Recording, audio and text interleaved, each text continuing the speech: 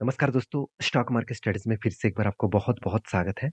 तो आज मैं फिर से आपके सामने कुछ इम्पोर्टेंस कंपनी के अपडेट शेयर करने वाला हूँ। तो वीडियो को पूरा लास्ट तक देखिएगा और अभी तक अपने चैनल को सब्सक्राइब नहीं किया तो ज़रूर कर लीजिएगा। तो चलो देख लेते हैं कौन-सा कंपनी है इस वीडियो के अंदर। फर्स्ट जो कंपनी है जिसके बारे में चर्चा करूँ, उसका नाम है राजेश एक्सपोर्ट। देखिए राजेश एक्सपोर्ट आप सभी जानते हैं, इस कंपनी के ऊपर बहुत सारे क्वेश्चन, बहुत सारे कमेंट्स लगातार आते रहते हैं। क्योंकि इस कंपनी जिस तरीके से लगातार गिरते चले जा रहा है, जिस बेसिस में हर किसी के मन में एक डाउट है, एक क्वेश्चन है कि सर और कितना गिर सकते हैं। देखिए कंपनी के अगर मैं परफॉर्मेंस के बारे में बात करूँ तो परफॉर्मेंस खराब हुआ, जिसके चलते एक शेयर में करेक्शन देखने को मिला। अगर सेल्स के आंकड़ा दिखा दूँ तो सेल्स देखिए पिछले बार जो सेल्स था करीबन 80,000 करोड़ के आसपास और इस बार कितना हुआ 38,000 करोड़। तो डायरेक्टली कंपनी का 50% सेल्स डाउन होना एक कंपनी के लिए एक बुरी तरीके से खतरे के खाली नहीं है। तो कंपनी का सेल्स डाउन होना, उसके बाद कंपनी के एक्सपेंस भी कंपनी के कंट्रोल में थे। वो भी एक्सपेंस को कंट्रोल कंपनी नहीं कर पाए, उतना ज़्यादा कंट्रोल नहीं कर पाए और उसके बेसिस में कंपनी का नेट प्रॉफिट तो 373 करोड़ के आसपास हुआ मतलब हुआ था। इस बार वो 4 सॉरी ओनली 55 करोड़ के आसपास देखने को मिले।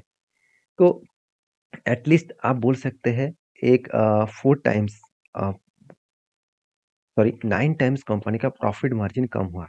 9 टाइम्स कम होना मतलब बहुत बुरी तरीके से एक नेगेटिव न्यूज़ है। तो बहुत नेगेटिव सेंटीमेंट है, तो इस नेगेटिव सेंटीमेंट के कारण मुझे लगता है एक बिग क्रैश देखने को मिला और इसीलिए एज़ ए इन्वेस्टर भी देखिए धीरे-धीरे करके खुद का स्टेक को थोड़ा-सा कम किया।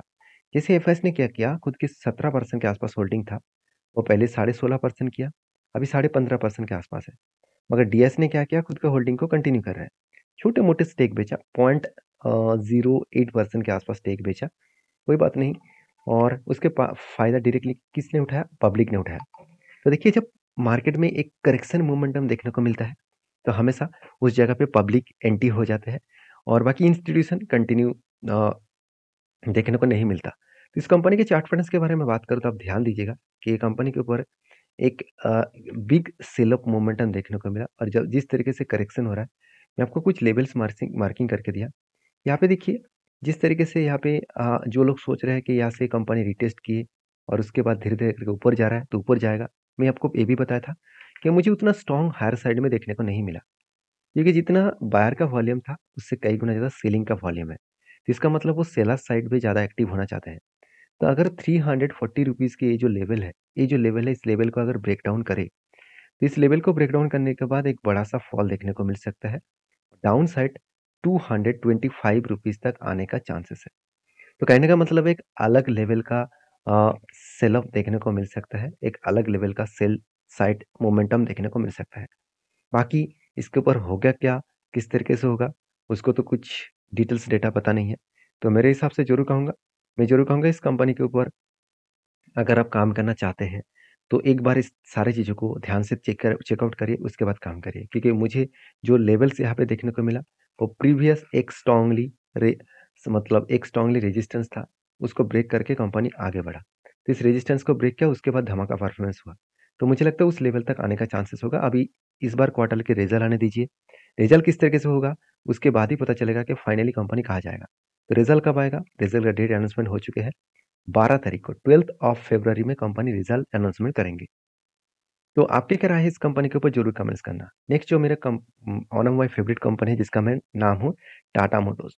मैं पहले ही बोल चुका हूँ इस कंपनी के ऊपर मेरा 70 टू 80 रुपीज़ के अंदर मेरा होल्डिंग है और मैं वो होल्डिंग को कंटिन्यू करूँगा एज़ ए लॉन्ग टर्म के लिए और मैं जब-जब इस कंपनी के ऊपर ट्रेड बना तब मैंने ट्रेड लिया और आपके साथ भी शेयर किया। पहले एक ट्रेड बना था, उस ट्रेड का टारगेट अचीव हो गया। नेक्स्ट जो मेरा एंट्री है वो भी कंटिन्यू हो रहा है। जो मैं आपको दिखा दूँ तो एक बड़ा-सा एंट्री लेवल बना और ये आज का एंट्री लेवल नहीं है। 2015 से एक कप बना 2017 तक।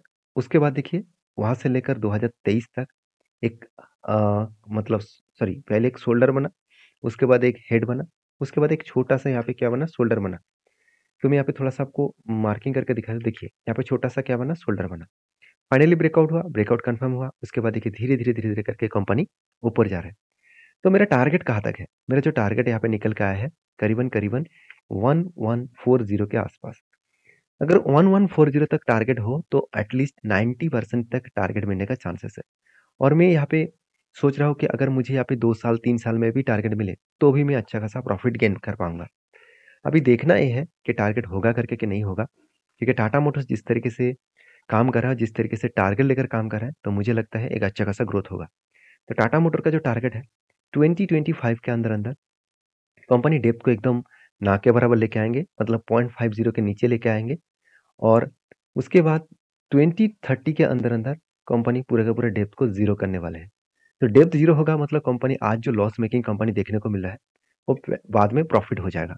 अगर मैं प्रॉफिट एंड लॉस के बारे में बात करूँ, देखिए इतने दिनों में कंपनी लॉस देखने को मिला था। अभी धीरे-धीरे कर क्या हो रहा है, कंपनी का प्रॉफिट हो रहा है और इस बार टिल टू मंथ मतलब कंपनी धमाका परफॉर्मेंस कंपनी को वो देखने को मिला है। एक अच्छा खासा प्रॉफिट ग्रोथ यहाँ पे देखने को मिले, तो अलग लेवल का एक प्रॉफिट ग्रोथ देखने को मिले। देखिए, इतने दिनों तक कंपनी का प्रॉफिट नहीं हो रहा था, तो कंपनी डिविडेंड पे आउट भी नहीं दे रहे थे। तो फाइनली पिछली बार डिविडेंड दिया, मुझे लगता है इस बार भी कंपनी अच्छा खासा डिविडेंड पे आउट करने वाला है। तो डिविडेंड के ऊपर मत पड़े रहिए, कंपनी का परफॉर्मेंस के ऊपर देखिए। कंपनी अच्छा खासा रिटर्न जनरेट करके दिया, 1 साल में 100%, 3 साल में 60% और 5 साल में करीबन 36% के आसपास रिटर्न दिया। तो यही खासियत के कारण इंस्टीट्यूशन भी धीरे-धीरे करके खुद के होल्डिंग को बढ़ाते चले जा रहे हैं। अगर आप देखेंगे तो एफएस के पास 13% होल्डिंग था, जो बढ़ के हो चुका है 18%। डीएस के पास 13% होल्डिंग था, जो बढ़ के हो चुके हैं 17.5%। और पब्लिक के पास 26% होल्डिंग था। पब्लिक यही गलती करते हैं, जो कंपनी के ऊपर रहना चाहिए, उस कंपनी के ऊपर वो माल बेचकर भाग जाते हैं और जो उस कंपनी के ऊपर नहीं रहना चाहिए, उसके ऊपर वो ज़्यादा क्वांटिटी ऐड कर लेते हैं। तो बाकी आप समझदार हैं, समझदारी से काम लीजिए। इस कंपनी के ऊपर से 2 ही पॉइंट्स मैं आपके साथ शेयर करूँगा, जो पॉइंट्स मुझे खूब बुलिश मोमेंटम देखने को मिला। क्योंकि देखिए कंपनी का सेल्स का ग्रोथ हर साल को कंपनी बीट करते आगे बढ़ी। एक्सपेंस को भी कंपनी कंट्रोल रखने के बाद कंपनी का जो प्रॉफिट है, नेट प्रॉफिट जो है, जो पिछले 2021 में लॉस किया था, 2022 में भी लॉस किए, अभी 2023 में अच्छा खासा प्रॉफिट जनरेट किया। तो यही प्रॉफिट के कारण इंस्टीट्यूशन भी बुलिश है और हर व्यक्ति इस कंपनी के ऊपर बुलिश है। अभी इस कंपनी के ऊपर देखिए टाटा टेक्नोलॉजी सर्विसेज जो आईपीओ आया था, इसमें जो फंडिंग इश्यू किया गया, वो सारे पैसा ज़्यादा से ज़्यादा पैसा किसको मिला? टाटा मोटर्स को मिला। क्योंकि टाटा मोटर्स इसी पैसे को लेकर वो खुद को आगे बढ़ना चाहते हैं और खुद को डेब्ट को कम करेंगे। उसका जो सबसे बड़ा बिज़नेस है जगुआर और लैंड रोवर, जिससे सबसे ज़्यादा रेवेन्यू जनरेट होते हैं, तो वो दोनों कंपनी को और भी ज़्यादा ग्रोथ करने वाले हैं। तो इसीलिए मैं इस टाटा मोटर्स के ऊपर बहुत ज़्यादा बुलिश हूँ। आपकी क्या राय है? ज़रूर कमेंट्स करना। नेक्स्ट जो कंपनी है उसका नाम है एक्साइड इंडिया इंडस्ट्रीज़ लिमिटेड। देखिए एक्साइड इंडस्ट्रीज़ लिमिटेड जो पाकिस्तान में भी आपको देखने को मिलेगा। तो इस कंपनी इंडिया में भी अच्छा खासा परफॉर्मेंस कर रहा है। जितना पाकिस्तान में परफॉर्मेंस रहा है उससे कई गुना ज़्यादा। मैं अभी आपको दिखाऊँगा। तो उससे पहले आप देखिए कंपनी के जो बिज़नेस है वो लगातार बढ़ते चले जा रहे हैं और कंपनी ने बैटरीज़ इंडस्ट्रीज़ में एक लगातार ग्रोथ कर रहा है। और आप सभी जानते हैं इंडिया में नहीं ऑल ओवर वर्ल्ड में ईवीज़ के ऊपर बहुत ज़्यादा चर्चा है, बहुत ज़्यादा हर कोई कंट्रीज़ बुलिश है और उसमें सबसे ज़्यादा बुलिश अभी इंडिया देखने को मिला है। क्योंकि इंडिया में अगर ईवीज़ के बारे में चर्चा करूँ तो बहुत कम पोज़ीशन के ईवीज़ यूज़ होता देखने को मिले, जो चाइना और यूएस में बहुत ज़्यादा हद तक ईवीज़ के ऊपर काम किया जा रहा है। तो मेरे कहने का मतलब है कि ईवीज़ का अगर ग्रोथ होगा तो एक्साइड जैसे कंपनी के ऊपर अच्छा खासा ग्रोथ होने वाला है। आप देखेंगे कंपनी कौन-सा सेक्टर के ऊपर काम कर रहा है। कंपनी जो बैटरी मैन्युफैक्चरिंग करते हैं, आप देखिए वही प्रोजेक्ट सेक्टर के ऊपर कंपनी बैटरी बना रहा है, जिस सेक्टर का सबसे ज़्यादा ज़रूरत है। जैसे two wheelers, four wheelers, three wheelers, e rickshaw और इस तरीके से कैटेगरीज़ के ऊपर कंपनी बैटरी बना रहा है। और कंपनी का बैटरी जो है 2.5 जो एम्पेयर से लेकर आप देखेंगे तो 260 एम्पेयर तक कंपनी बैटरीज़ बना रहा है। तो घर में जो आपका इन्वर्टर है, जो घर में आप यूज़ करते हैं, तो उसका भी बैटरीज़ एक्साइड बनाते हैं। तो आपके घर में कौन-सा एक्साइड का बैटरीज़ है और आपको कौन-सा गाड़ी में एक्साइड का बैटरीज़ है, ज़रूर मुझे कमेंट्स करके बता सकते हैं। अगर नहीं है, तो आप नो लिखकर भेज सकते हैं। तो देखिए, स्टोरेज बैटरी जो सेगमेंट है, उनमें से 74% रेवेन्यूज़ कंपनी कमाते हैं। तो स्टोरेज बैटरी सेगमेंट मतलब जो बैटरी स्टोरेज किया जाता है, मतलब एक जगह पे फिक्स्ड है। तो उस तरीके से बैटरीज़ में 74% घरों में, ऑफ़िसेज़ में जो बैटरीज़ लगाया जाता है, तो उसमें 74% रेवेन्यू जो कंपनी जनरेट कर रहा है। तो एक अच्छा खासा हाई ग्रोथेबल कंपनी बन सकते हैं और लिथियम जो आयन जो बैटरीज़ है, उसके ऊपर कंपनी सबसे ज़्यादा काम कर रहा है और इसके ऊपर बहुत सारा प्रोजेक्ट भी कंपनी ले चुके हैं। तो एक्साइड इंडस्ट्रीज़ के ऊपर फ़ोकस रखिए क्योंकि इस कंपनी के ऊपर लगातार सेल्स को ग्रोथ देखने को मिल रहा है और उस बेसिस में कंपनी का नेट प्रॉफ़िट भी लगातार बढ़ता हुआ देखने को मिले। 257 करोड़, उसके बाद थोड़ा-सा कम हुआ, फिर से कंपनी 241 करोड़, उसके बाद 270 करोड़। तो अलग लेवल का एक प्रॉफिटेबिलिटी ग्रोथ देखने को मिले। तो एक अच्छा खासा प्रॉफिटेबिलिटी ग्रोथ देखने के कारण कंपनी के मोमेंटम भी इंस्टीट्यूशन भी इस कंपनी के ऊपर भरोसा किया। जैसे एफएस के पास 11% होल्डिंग था, वो बढ़ के हो चुके 12%। डीएस के पास 23% होल्डिंग था, वो घट के हो चुके 19%। बीच में तो 17% हो गया था, उससे फिर से करेक्शन हो चुके हैं। तो इंस्टीट्यूशन जिस कंपनी के ऊपर बने हुए हैं, तो उसमें कुछ ना कुछ तो बड़ा होने का चांसेस है। लास्ट कुछ फ्यू डेज का डेटा दिखा तो एक्साइड इंडस्ट्रीज के ऊपर 30 to 40% के आसपास डिलीवरी देखने को मिले। अगर एक्साइड के ऊपर मैं टेक्निकली चार्ट पैटर्न्स के बारे में बात करूँ तो मैंने एक ट्रेड लिया था। वो ट्रेड कुछ इस तरीके से थे, आप देखेंगे तो यहाँ पे क्या बना, एक कप बना और उसके बाद एक छोटा सा हैंडल क्रिएट किया। जब भी कुछ cup with handle pattern create होता है तो आपको दो चीज़ों का ध्यान रखना है। पहली बात, कंपनीज के ऊपर यहाँ पे ब्रेकआउट होना चाहिए और ब्रेकआउट कंफर्मेशन होना चाहिए। तो ब्रेकआउट के बाद ब्रेकआउट कंफर्मेशन इस जगह पे हुआ और उसके बाद कंपनी देखिए धीरे धीरे धीरे धीरे करके कंपनी क्या किया, टारगेट के नजदीक किया और फाइनली टारगेट को अचीव भी किया। तो फाइनली जो टारगेट को अचीव किया कंपनी, कितने दिनों में टारगेट अचीव किया और कितने परसेंटेज किया, कंपनी टारगेट दिया करीबन 41% के आसपास और कितने दिनों में मिला, 180 दिन में। इसका मतलब सिर्फ 6 मंथ के अंदर अंदर तो कंपनी 41% के आसपास रिटर्न दिया।